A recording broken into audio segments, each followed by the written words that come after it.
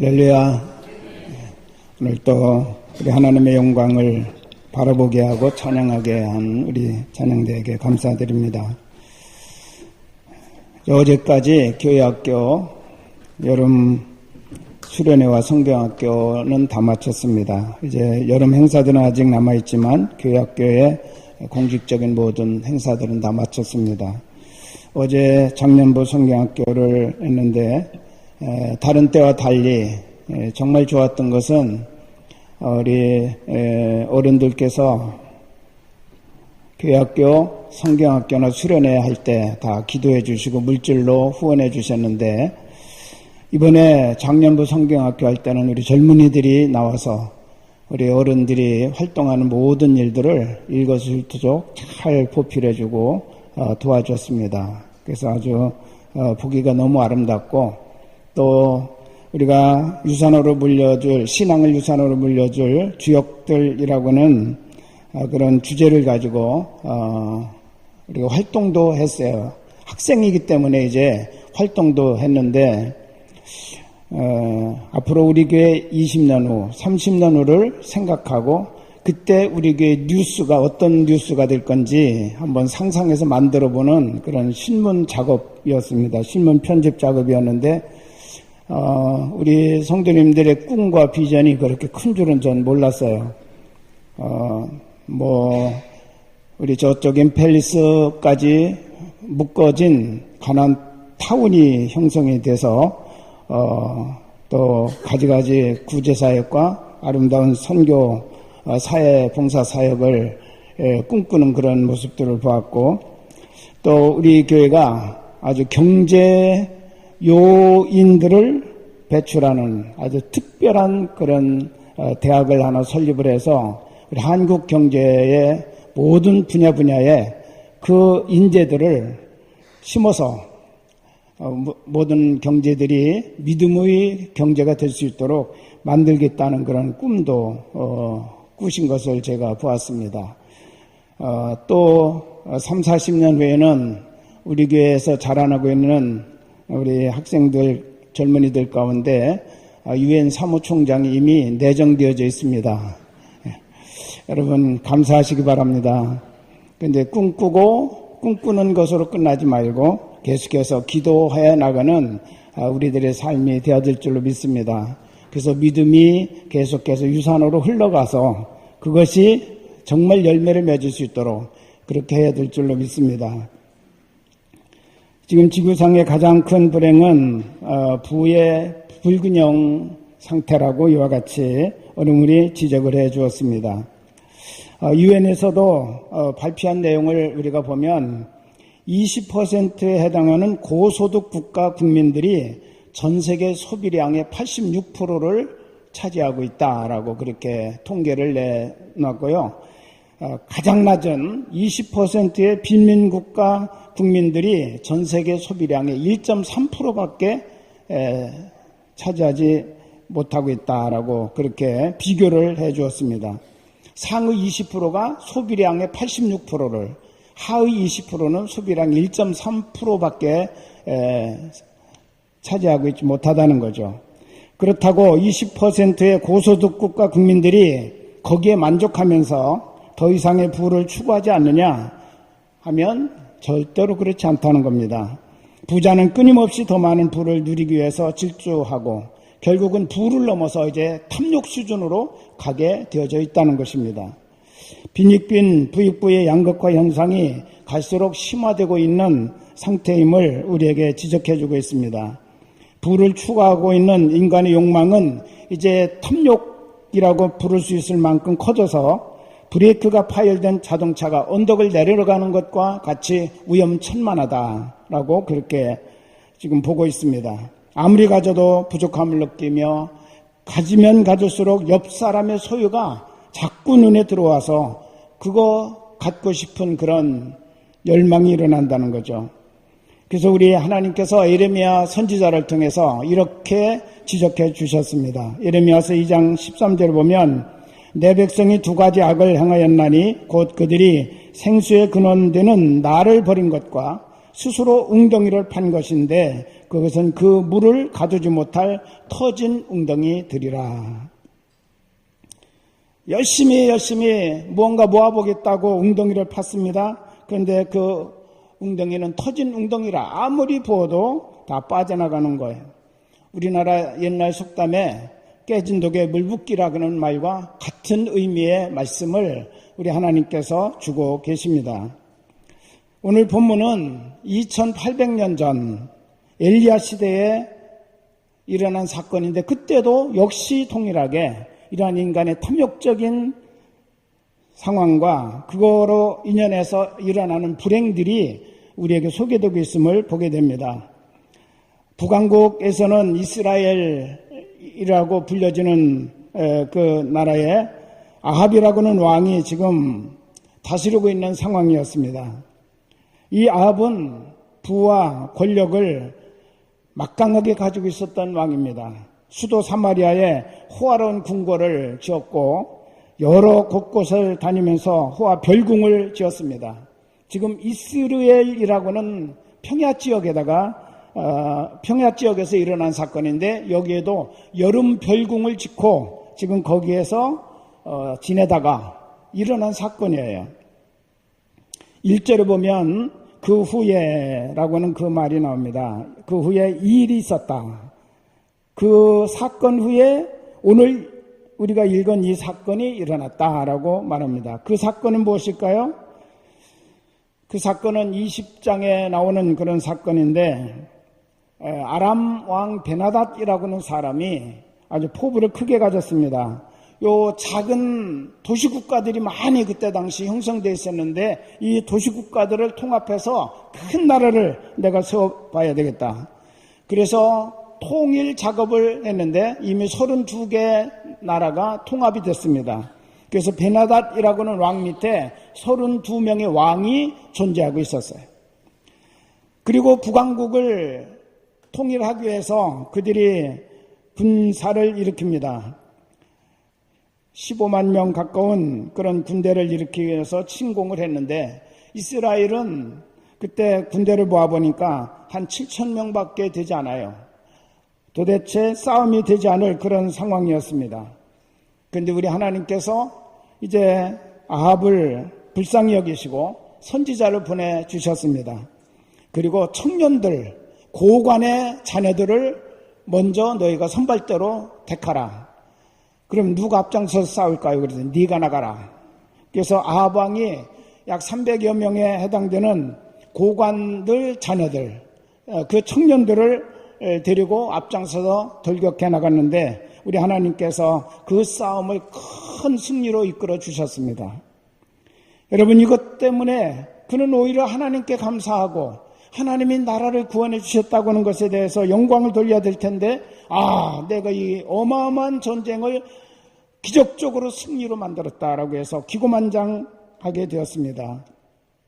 교만으로 가득 찬 아합 왕이 이제 잠시 쉬기 위해서 이스라엘 평야에 있는 여름 별장으로 와서 쉬다가 이렇게 둘러보니까, 뭐 그전에도 다녔던 그런 땅인데 갑자기 그 옆에 포도원이 하나 보이는 거예요.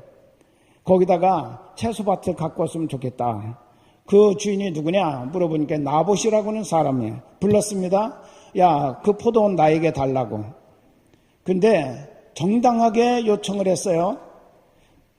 그 땅을 네가 나에게 주면 그보다 더 좋은 땅을 내가 대토로 주겠다. 혹시 그게 싫으면 내가 더 아주 후한 값을 쳐가지고 그 값을 내가 줄 테니까 그 땅을 나에게 달라. 여러분, 거절할 수 있을까요? 그 사람은 막강한 권력을 가진 왕이었고, 또 거기에다가 뭐 손해볼 것 하나도 없이 좋은 조건으로 해서 땅을 대신 주든지 아니면 값을 후히 쳐주든지 둘 중에 하나. 그리고 또 왕의 소원을 들어준다면 그 다음부터 왕이 그를 결코 무시하지 아니하고 사랑을 해줄 것이라고 하는 사실도 하나에 전제되어져 있는 그런 상황이었습니다. 그런데 놀랍게도 포도원 주인 나봇은 당돌하게 한마디로 노하고 거절했어요. 이해가 되지 않죠? 경제적인 원리로 따진다면 절대로 노할 필요가 없는 그런 상황인데 나봇이 왜 왕의 요청을 거절했는지 그 이유를 오늘 3절 4절에서 말씀하고 있습니다.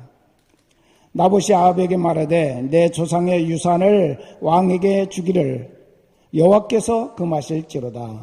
이것이 하나의 이유였습니다. 조상들에게 준 유산 나에게 물려줬는데 이제는 그것을 다른 사람에게 넘겨주는 것, 그것은 하나님이 금하신 일이기 때문에 나는 하나님의 말씀에 입각해서 이 일을 처리할 수밖에 없습니다.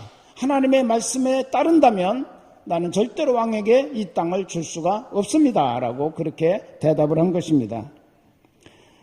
나봇은 이름 없이 지내던 농부였고 아합 왕에게 비하면 아무것도 아닌 존재이지만 그에게는 성도들이 가져야 할 분명한 신앙의 원칙이 하나 있었다고는 사실을 우리가 여기서 발견하게 됩니다. 그것은 바로 나는 하나님의 말씀대로 살겠다. 하나님의 말씀대로 순종하며 살겠다고 하는 그의 신앙의 원칙을 우리가 여기서 볼 수가 있습니다. 결국 이것 때문에 나봇은 모함에 사로잡혀서 이세벨에게 죽임을 당하고 포도원은 뺏겨버립니다.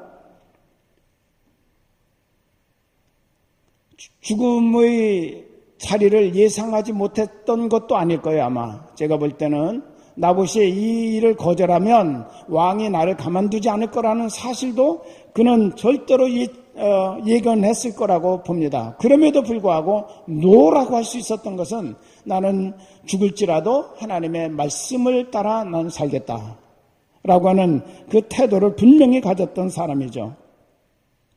여러분, 성경을 보면 하나님께서 주신 가나안 토지에 대해서 우리 하나님 몇 가지 원칙을 세우셨습니다.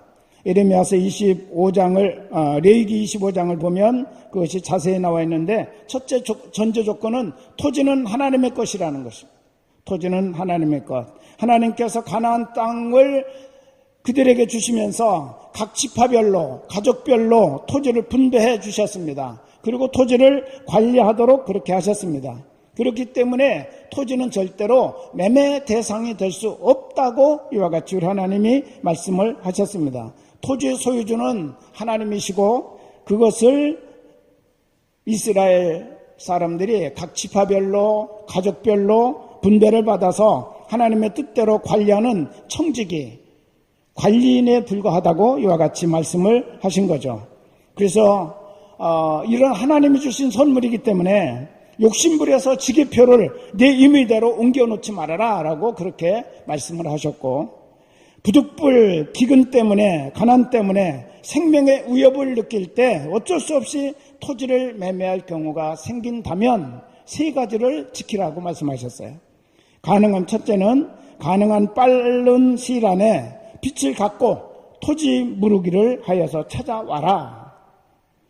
토지를 산 사람은 자기가 팔 이유가 없어도 원 소유주가 토지 무르기 하겠다고 돈을 가져오면 거절하지 말고 돌려줘야 됩니다.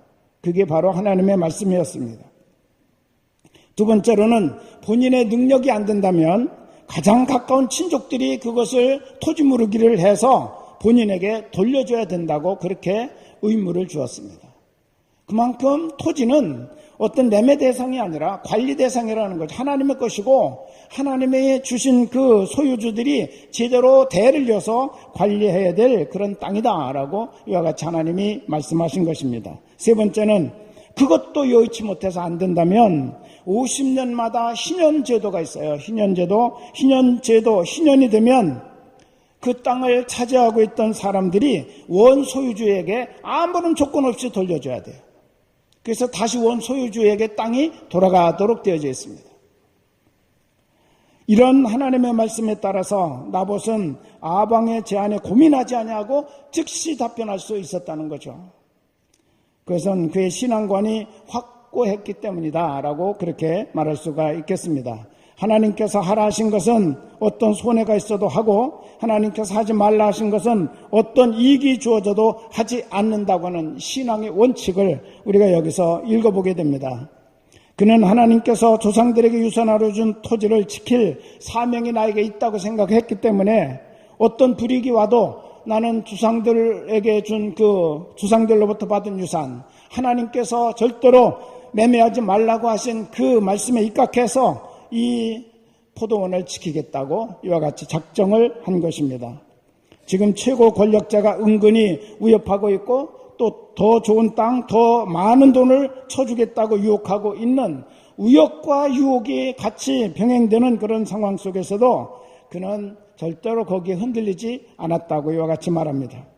신앙의 원칙을 포기하면 세상에서 더 좋아 보이는 것들이 마구마구 쏟아져 들어올지도 모릅니다. 그러나 하나님의 영역에 속한 것이라고 정해진 것이라면 여러분 아예 손대지 마시기를 바랍니다. 아무리 좋은 조건으로 말한다고 해도 고민하지 말고 하나님의 것은 하나님에게로 돌리는 그런 믿음의 자세를 우리는 가져야 될 줄로 믿습니다. 성경에 보면 포도원은 하나님의 은혜를 상징하고 있고 하나님의 축복을 상징하고 하나님의 유업을, 하나님의 사명을 의미하고 있음을 보게 됩니다. 하나님께서 아담에게 주신 포도원은 무엇입니까? 그것은 바로 선악과였습니다. 선악과 나무. 창세기 2장 17절에 보면 선악을 알게 하는 나무의 열매는 먹지 말라. 네가 먹는 날에는 반드시 죽으리라 라고 말씀하셨는데 사탄은 이것을 건드리도록 계속 유혹했습니다. 더 좋은 조건으로 이건 먹으면 하나님같이 된다라고는 달콤한 유혹을 하면서 이 선악과를 따먹게 만들었어요. 하나님은 건드리지 말아라. 먹지 말아라. 여기서는 나의 영역이다. 내 영역을 침범하지 말아라. 하나님의 말씀 거기를 내 마음대로 바꾸지 말아라 라고 하는 그런 뜻이죠. 선악과 먹으면 안 됩니다. 건드리지 말아야 합니다. 왜? 그것은 하나님의 영역이기 때문에 그렇습니다. 오늘 우리에게 주신 나봇의 포도원은 무엇일까요? 여러분과 저에게 주신 나봇의 포도원, 우리가 지켜야 될 나봇의 포도원은 무엇입니까? 첫째는 부모님을 통해서 주신 아름다운 신앙의 유산이 나봇의 포도원입니다. 여러분 이것은 어떤 일이 있어도 잘 지켜나가면서 우리가 그 조상들의 믿음의 모습보다도 더 좋은 믿음으로 하나님 앞에 서야 될 줄로 믿습니다. 예레미야 35장에 보면 우리 하나님께서 재미있는 한 가지 사건을 소개해주고 있습니다. 예레미야 선지자에게 너 레갑 사람들을 초청해라. 성전으로 초청을 해서 성전 안에서 그들에게 포도주를 주어서 먹게 하라라고 말씀하십니다. 그래서 레갑 사람들을 불렀습니다. 성전 안으로 들어오게 하고 거기서 포도주를 나눠주면서 마시라고 그렇게 했더니 그들이 한결같이 다 손사래치면서 거절하는 거예요. 그래서 왜 그러냐라고 물었습니다. 그랬더니 그들의 조상 가운데 요나답이라고 하는 조상이 있었는데 이 요나답이 그의 자녀들을 불러 모아놓고 이렇게 말했어요. 우리는 오직 하나님만을 바라보고 사는 그런 이제 삶을 살 것이다.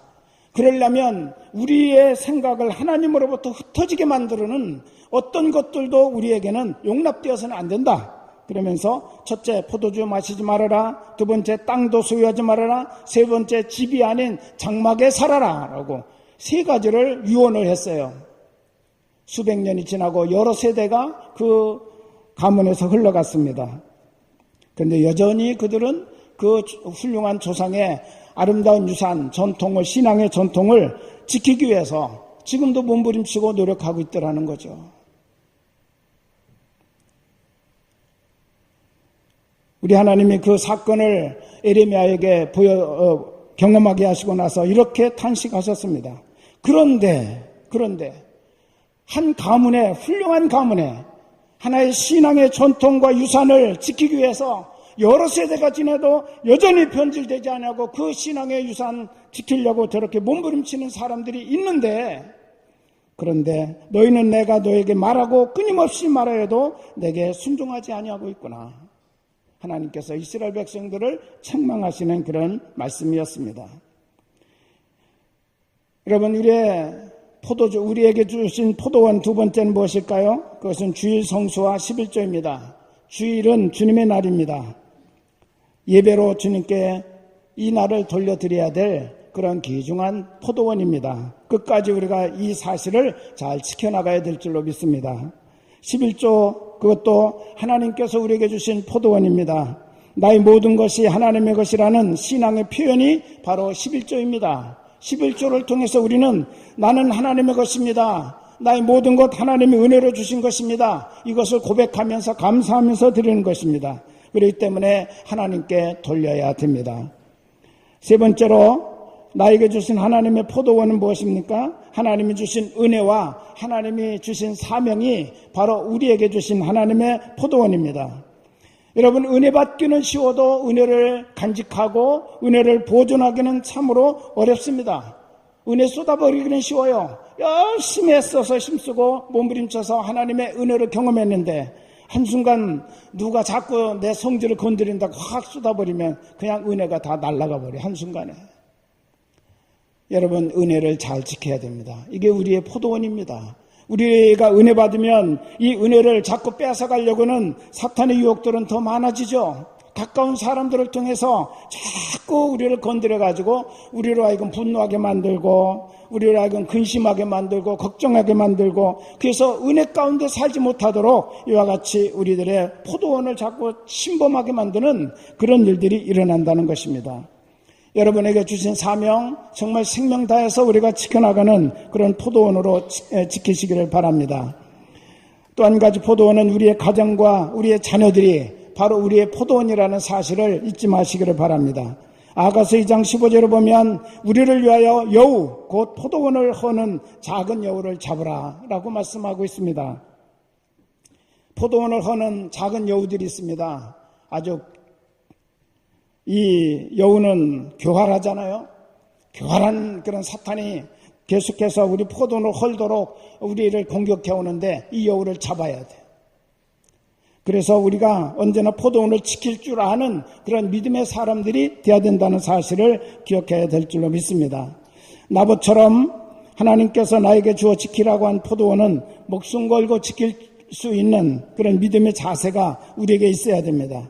절대로 타협하지 말라고 말씀하십니다. 내 임의대로 함부로 건드리지 말고 하나님께 순종하면 분명히 하나님이 주신 포도원을 우리는 잘 지켜나갈 수 있다고 이와 같이 말씀하셨습니다. 저는 한번 부끄러운 일을 여러분에게 고백하려고 합니다. 제가 예수 믿고 우리 집에서 처음으로 예수 믿다 보니까 처음에 이제 교회에서 식사할 때도 기도해라 그렇게 가르쳤어요. 근데 아무도 우리 집에서는 기도하는 사람이 없고 저만 기도하려니까 너무너무 그게 아주 힘드는 거예요. 그래서 한동안 기도는 해야 되겠는데 라고 생각했지만 기도를 못했습니다.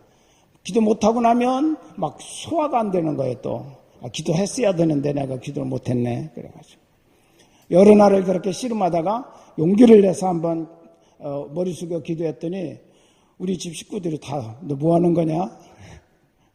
그러면서 저를 이상하게 쳐다보는 거야. 그런데 한번 딱 하니까 용기가 생기더라.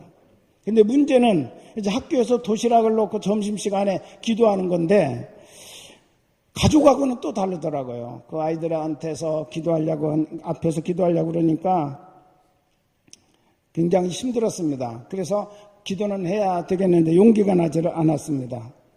그래서 처음엔 기도를 못하고 고민만 하고 지내다가 크게 용기를 내서 한 것이 이제 이렇게 손으로 머리를 쓰다듬으면서 아주 순간적으로 기도하는 거죠. 짧게. 주님 감사합니다. 그런데 그것도 영 하고 났는데 하긴 한 것 같은데 제 마음이 흡족하질 않아요. 내가 무엇 때문에 저들 앞에서 내가 이런 기도를 드려야 되는지 제 마음이 용납을 하지 않는 거예요. 그래서 그 다음에는 도시락을 내놓고 도시락을 딱 붙들고 그러고서 이제 기도를 했어요. 근데 내가 눈 감고 있으니까 어느 친구가 했는지 모르지만 도시락을 싹 빼가지고 어디론지 감춰놓고 내가 기도가 끝나고 나니까 야, 내 하나님 앞에 도시락 달라고 그래. 그러면서 또 장난치고 조롱하고. 그런데 한번 그렇게 딱 터놓고 기도를 하고 나니까 그다음부터는 두려울 거 없더라고요. 그래서 그냥 내놓고 그냥 뭐 붙들지도 않고 그냥 기도하게 됐어요. 여러 차례 도시락이 사라지는 그런 사건들이 있었지만 개의치 않고 있었더니 나중에는 도시락 갖다 주고, 나중에는 오히려 저의 신앙을 인정해주고, 그리고 저를 보호해주는 그런 친구들이 일어나게 되었습니다. 놀라운 것은요, 신앙생활을 하는 친구들이 기도를 못하다가 저를 보고서 그때부터 같이 용기를 내가지고 기도하는 친구들이 생겼다는 거예요. 여러분, 신앙의 원칙을 여러분 나름대로 정하시기를 바랍니다. 그리고 어떻게든 지키려고 하십시오. 하나님이 역사하시고 하나님이 도와주실 줄로 믿습니다. 나봇은 죽었지만 이 사건을 계기로 해서 하나님께서 행하시는 큰 일이 있었습니다. 바로 그 다음 장에 보면 아합 집을 우리 하나님께서 이 사건을 계기로 해서 심판하시는 모습을 볼 수가 있습니다. 아합을 따르던 바알 선지자, 아세라 선지자 850명을 엘리야가 쳐 죽였는데도 꿈쩍 않던 이 가문이었어요. 이 집안이었어요. 그런데 나봇 사건 때문에 하나님이 한 번 딱 칼을 대시니까 한순간에 다 허물어지는 그런 가정이 되어버리고 말았다라는 것입니다. 여러분, 성경의 신앙의 원칙에 충실했던 많은 사람들을 우리는 볼 수 있지 않습니까? 다니엘서 1장 8절을 보니까 다니엘은 뜻을 정하여 왕의 음식과 그가 마시는 포도주로 자기를 더럽히지 아니하리라 하고 자기를 더럽히지 아니하도록 환관장에게 구하였다라고 그렇게 말합니다. 뜻을 정하였어요. 신앙의 원칙을 정한 거예요. 포도주로 나를 더럽히지 않겠다라고 신앙의 원칙을 정하고 그 다음에 그대로 나갔습니다. 여러 가지 그에게는 불리한 일들이 많이 있었지만 대의하지 아니하고 내 믿음을 지키기 위해서라면 내가 그거 감수하겠다고 나갔을 때 하나님께서 그를 들어 놀랍게 쓰신 것을 우리가 볼 수 있지 않습니까? 다윗을 봅니다. 시편 55편 7절에서 9절까지 보면 하나님이여 내 마음이 확정되었고 내 마음이 확정되었사오니 내가 노래하고 내가 찬송하리이다. 내 영광아 깰지어다. 비파야 수금아 깰지어다. 내가 새벽을 깨우리로다. 주여 내가 만민 중에서 주께 감사하오며 문나라 중에서 주를 찬송하리이다. 다윗은 내 마음을 확정하고 확정했다. 다짐하고 다짐했다. 결단하고 결단했다. 무엇을 결단했어요? 노래하고 찬송하겠다고.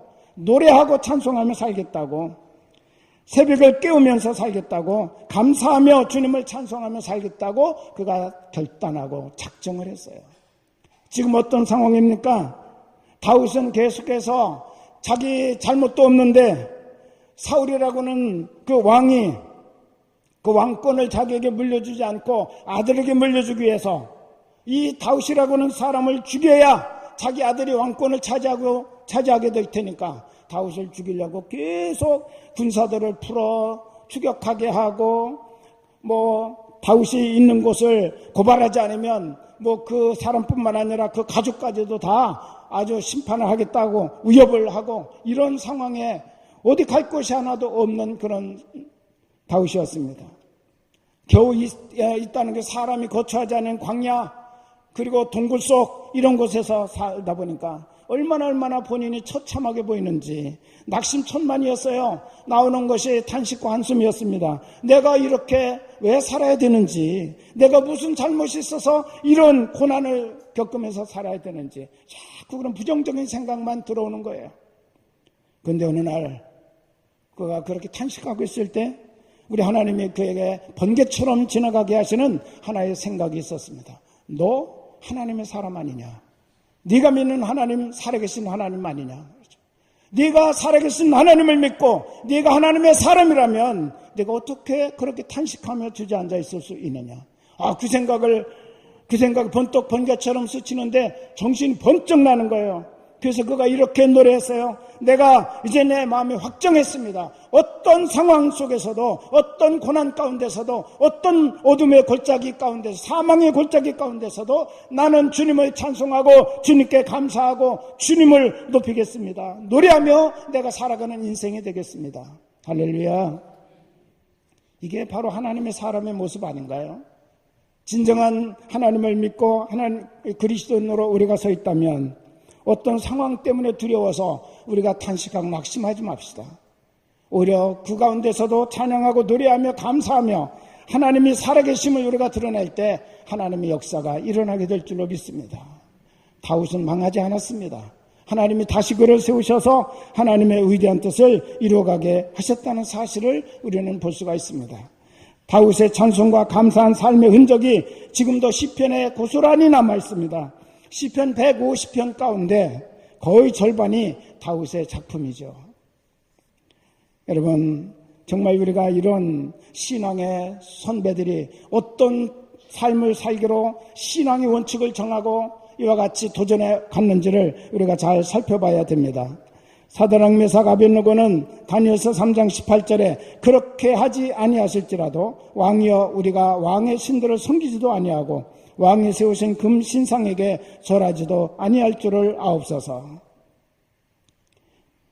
하나님이 구원하시겠지만 하나님이 구원하지 않는다 할지라도 우리는 절대로 우상을 섬기지도 않고 우상에게 절하지도 않겠습니다.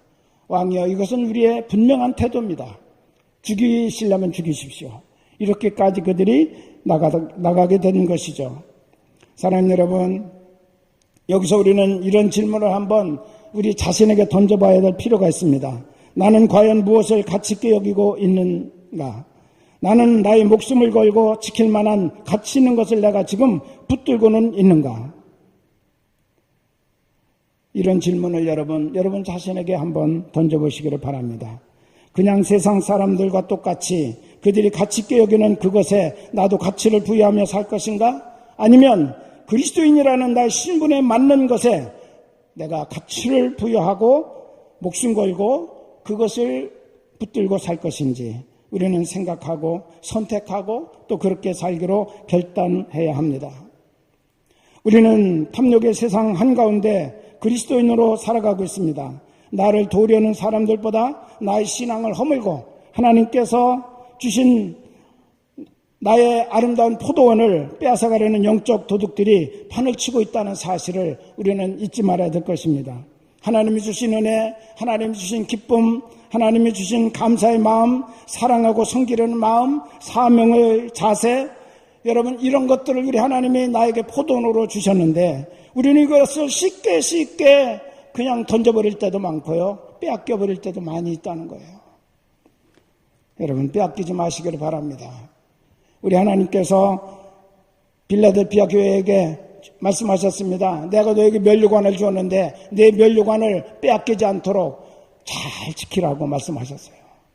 우리에게 주신 하나님의 은혜와 하나님의 포도원을 우리가 지켜야 될 책임과 사명이 있습니다. 빼앗기지 말고 지켜야 합니다. 그때 우리 하나님께서 더 놀라운 영광으로 우리에게 축복해 주실 줄로 믿습니다. 무엇보다 하나님의 자녀로서 올바로 살려고 하는 믿음의 마음을 끝까지 목숨보다 더 소중하게 여기며 지켜나가는 우리 모두가 되어야 될 줄로 믿습니다. 우리에게 행복한 삶을 살 수 있도록 포도원을 주신 하나님께 감사하며 그 포도원을 잘 지켜나갈 때 하나님의 끊임없는 영광과 축복을 우리가 누리게 될 것입니다. 이 은혜와 복이 우리 모든 성도 여러분에게 한량없이 부어지기를 우리 주님의 이름으로 축원합니다. 기도하시겠습니다.